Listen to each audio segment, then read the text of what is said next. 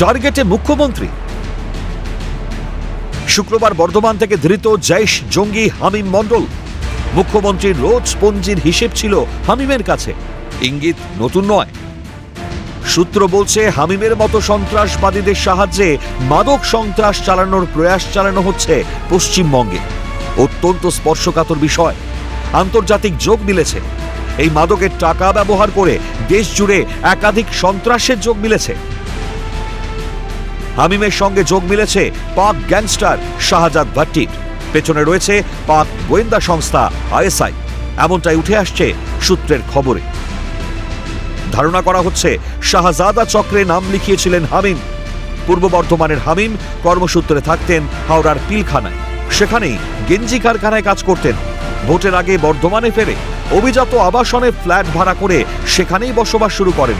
Cinema, বাস্তব সবকিছু tally করে জঙ্গি সম্পর্কে যেরকম ধারণা করা হয়, সেই ধারণা বদলাচ্ছে দিন প্রতিদিন। আগে যেখানে ইসলাম ধর্মধারণ পরিষ্কার তাদের পোশাক পরিচ্ছদে, তাদের জীবনযাপনে, বর্তমানে সেখানে কেমোফ্লেজের চরম সীমায় পৌঁছে এরা সাধারণের সঙ্গে মিশে যাওয়ার কৌশল রপ্ত করে ফেলেছে।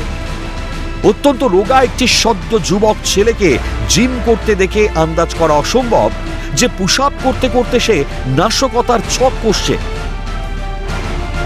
হোয়াইট কলার জীবনযাপনের জন্য এরা সাধারণের সঙ্গে মিশে কোনো একটি পেশায় নিজেকে জড়িয়ে রাখে। প্রথাগত গোপন বৈঠকের বদলে encrypted messaging app, dark web এবং গেমিং প্ল্যাটফর্ম ব্যবহার করে ছক তৈরি করে।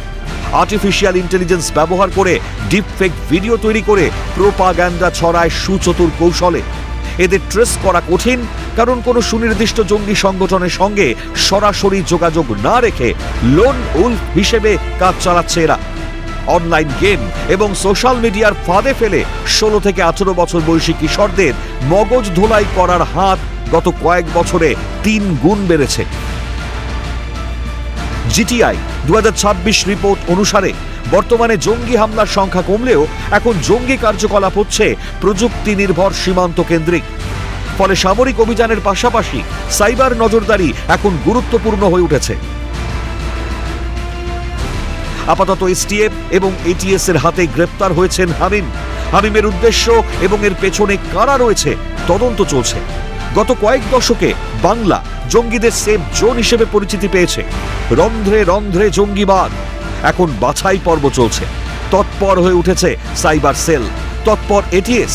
এবার জঙ্গিদের আর জামাই আদর নয়, এবার ঠিকানা শ্রীঘর। ক্যালকাটা নিউজ।